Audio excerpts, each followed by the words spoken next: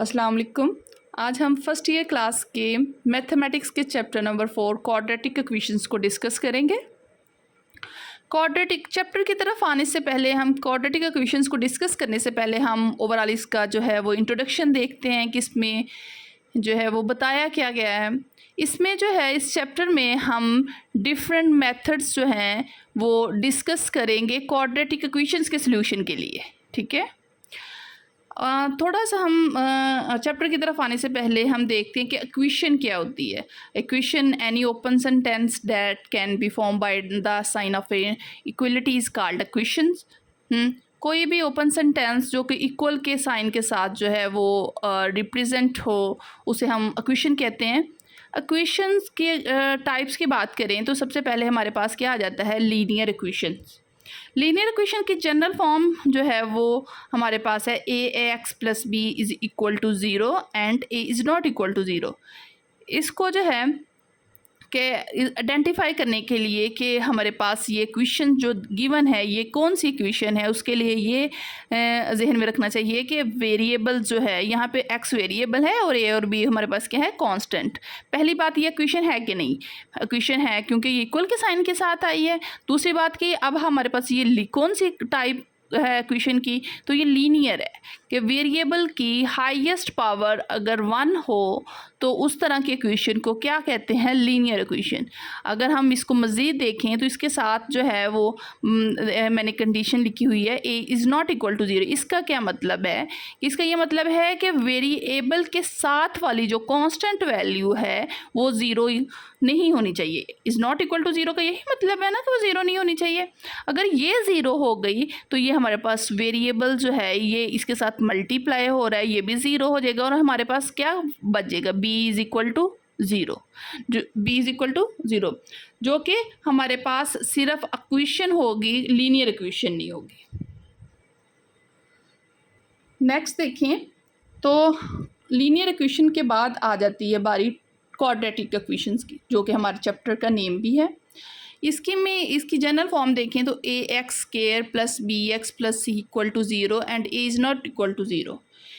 इसकी जो है आइडेंटिफिकेशन इस तरीके से है जिसमें वेरिएबल की हाईएस्ट पावर जो है वो 2 हो, उस तरह के इक्वेशंस को क्या कहते हैं, क्वाड्रेटिक इक्वेशंस। वेरिएबल्स की सबसे बड़ी जो पावर हो वो 2 होनी चाहिए।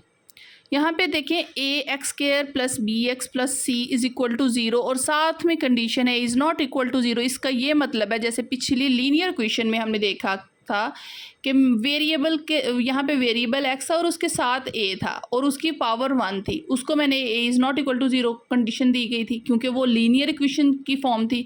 अब क्वाड्रेटिक इक्वेशन है लेकिन यहाँ पे ए है और ए के साथ जो एक्स है, एक्स की पावर 2 है, ये ज़ीरो नहीं होनी चाहिए। ए जो है वो ज़ीरो नहीं होना चाहिए।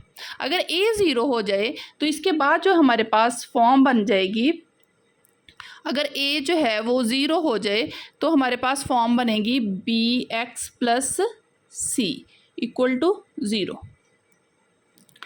तो B X plus C equal to zero के बाद यहाँ पे देखें कि वेरिएबल की हाईएस्ट पावर क्या है, 1 है। ठीक है, वेरिएबल की हाईएस्ट पावर अब 2 नहीं रही, तो ये जो हमारे पास इक्वेशन होगी वो कौन सी फॉर्म इक्वेशन बन जाएगी, दोबारा लीनियर इक्वेशंस। ठीक है, तो इस क्वाड्रेटिक इक्वेशंस की को हम जो एक और भी नेम है जो कि सेकंड डिग्री पोलिनोमियल इक्वेशंस कहा जाता है। ठीक है, अगर हम मज़ीद इसको डिस्कस करें तो अगर यहाँ पे देखिए A X square plus B X plus C is equal to zero है।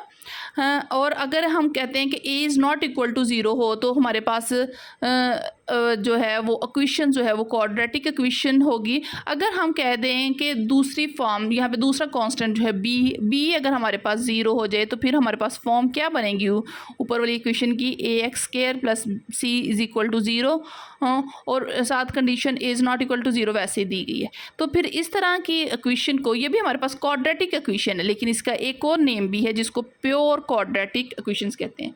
ये जो है वो एक्स्ट्रा जनरल नॉलेज है। ठीक है, नेक्स्ट जो है हम क्वाड्रेटिक इक्वेशंस के सॉल्यूशन की तरफ आते हैं कि इसके सॉल्यूशंस जो हैं वो किन मेथड से फाइंड कर सकते हैं।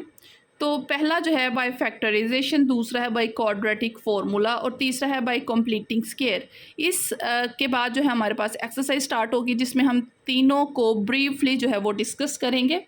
अगर इसको थोड़ा सा मैं रिमाइंडर दूं तो हमने जो है 10th क्लास में चैप्टर नंबर 1 में ये तीनों मेथड्स जो हैं वो पढ़े थे। यहाँ पे भी हम स्टार्ट जो है वो बिल्कुल उसी तरीके से लेंगे। नेक्स्ट जो है इस चैप्टर में हमारे पास और भी मज़ीद बड़ी इक्वेशंस हैं, एक्सपोनेंशियल हैं, रेडिकल इक्वेशंस हैं, तो उनको भी सॉल्व करने के हम मेथड्स जो है वो डिस्कस करेंगे। ठीक है, यहाँ पे जो फैक्टराइजेशन और क्वाड्रेटिक फार्मूला और कंप्लीटिंग के बिल्कुल वही हैं जो हमने चैप्टर नंबर 1 में 10th क्लास में पढ़े थे। अब हम जो है अपने मेन टॉपिक अपनी एक्सरसाइज की तरफ आते हैं। यहाँ पे हमारे पास एक्सरसाइज है 4.1 जिसका जो है वो क्वेश्चन यहाँ पे गिवन है आपके पास। सबसे पहले है क्वेश्चन नंबर 1, 3x² + 4x + 1 = 0। अब हम इसके सोल्यूशन की तरफ आते हैं, साथ साथ इसकी ज़रा प्रेजेंटेशन भी देखते जाएं कि जब हम पेपर में कोई भी क्वेश्चन जो है उसको सॉल्व करते हैं तो आप पहले क्वेश्चन नंबर 1 लिखा करें, फिर क्वेश्चन नंबर 1 बिल्कुल एज इट इज़ लिखने के बाद सोल्यूशन लिख दिया करें। ये दोनों जो है वो मार्कर के साथ हाईलाइट करने के बाद जो क्वेश्चन नंबर जो आपका क्वेश्चन है गिवन क्वेश्चन वो अगेन लिखा करें सोल्यूशन के बाद। ठीक है, नेक्स्ट तो इसका जो है वो सोल्यूशन फाइंड किया करें। अच्छा जी, यहाँ पे हमारे पास जो है वो क्वेश्चन क्या है, 3x² + 4x + 1। मैंने अगेन जो है वो अपनी अच्छी प्रेजेंटेशन के लिए भी वो क्वेश्चन आपको बताने के लिए भी, ताकि आपको नेक्स्ट आपने पेपर्स की भी तैयारी करनी है तो उसमें कोई मसला ना हो, तो वैसे लिख दिया है 3x² + 4x + 1 = 0। हम अब इसके यहाँ पे फैक्टराइजेशन करने लगे हैं। फैक्टराइजेशन का मतलब है कि हम इसके फैक्टर्स फाइंड करने लगे हैं। तो आपने जो है हम वही कॉन्सेप्ट जो हमने 10th क्लास में पढ़ा था, हम उसी को जो है वो दोबारा जो है वो रिव्यू करेंगे।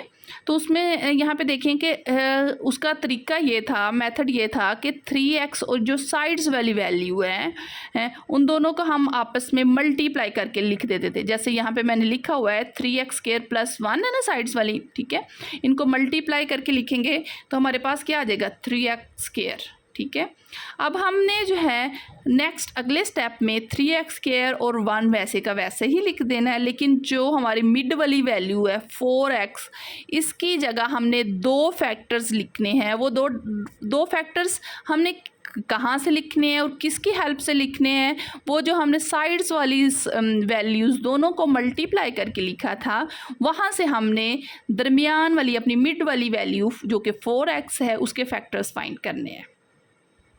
यहाँ पे 3x² और +1 वैसे का वैसे ही लिख दिया। अब यहाँ पे फैक्टर्स देखें कि जो हमने जो 3x² प्लस मल्टीप्लाई 1 जो है इन दोनों को मल्टीप्लाई करके लिखा था, तो 3x² हमारे पास अगेन आया।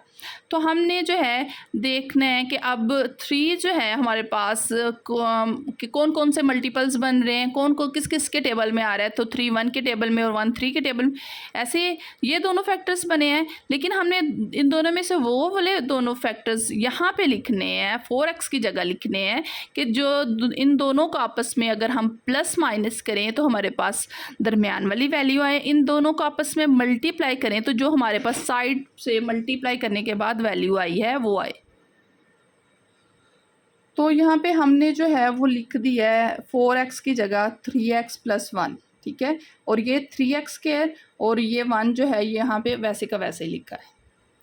नेक्स्ट स्टेप की तरफ यहाँ पे देखें, पहले स्टेप में हमारे पास 3 वैल्यूज़ थी, अगले में हमारे पास 4 वैल्यूज़ आ गई।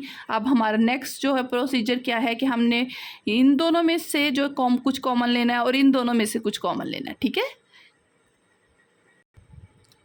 यहाँ पे देखें पहले जो 2 वैल्यू में से हमारे पास 3x जो है वो कॉमन आया था, तो बाकी क्या बच गया था x + 1। नेक्स्ट जो है हमारे पास जो है वो 1 कॉमन आया तो x + 1 ये बच गया। यहाँ पे जो है हमारे पास पहले में से 3x और दूसरे में से 1 कॉमन आ गया। और यहाँ पे देखें ये दोनों वैल्यूज़ जो हैं ये दोनों यहाँ पे मिलती जुलती हैं। ये देखने के लिए कि हम क्वेश्चन सही सॉल्व कर रहे हैं कि नहीं, ये आप थोड़ा सा जहन में रख लिया करेंगे। ये दोनों वैल्यूज़ अगर सेम आ रही हैं तो हमारा क्वेश्चन जो है वो ठीक सॉल्व हो रहा है। नेक्स्ट यहाँ पे देखें, अब हमारे पास पहले 4 वैल्यूज़ थी, अब ये 2 बन गई। ये 3x इसके साथ मल्टीप्लाई हो रहा है, ठीक है, तो ये एक पूरी एक की वैल्यू है। इसी तरह ये भी एक की पूरी वैल्यू है, ठीक है। तो यहाँ पे देखें कि इन दोनों में से अब क्या कॉमन आ रहा है, मिलता जुलता क्या है, x+1 दोनों में सेम है ना, x+1 ले लिया, बाकी क्या बच गया 3x और +1 ये बच गया, ठीक है। अब यहाँ पे हमारे पास एक x+1 है, दूसरा 3x+1 = 0 यहाँ पे। तो हम ये दोनों वैल्यूज़ जो हैं हमारे पास क्या है, इक्वल टू 0, x+1 = 0 लिख दिया, दूसरा 3x+1 = 0। अब हमारा टारगेट क्या है कि हमने यहाँ पे x की वैल्यू फाइंड करनी है, ठीक है। तो x यहाँ पे 1 जो है यहाँ पे प्लस हो रहा है तो इक्वल की दूसरी साइड पे जाएगा तो -1 हो जाएगा। यहाँ पे भी 3x+1 = 0 है, 3x इधर जाएगा, पहले कांस्टेंट वैल्यू के लेके जाएंगे दूसरी साइड पे तो -1 हो जाएगा। अब हमने सिर्फ x की वैल्यू फाइंड करनी है, इस साइड पे निकल गई है, ठीक है, इस साइड पे हमने x की वैल्यू फाइंड करनी है। तो यहाँ पे 3 इसके साथ मल्टीप्लाई और दूसरी साइड पे जाके डिवाइड हो जाएगा तो x = -1/3 आ गया। तो ये है हमारे पास एक x की वैल्यू ये आ गई है, ठीक है, दूसरी x की वैल्यू ये आ गई। अब हमने जो है एंड पे ये हमारा टारगेट यही था कि हमने जो है x की वैल्यूज़ फाइंड करनी है जो हमारे पास क्वाड्रेटिक इक्वेशन गिवन है, ठीक है, मतलब उसके रूट्स फाइंड करने हैं। ये हमने क्या फाइंड किया है, उसके रूट्स।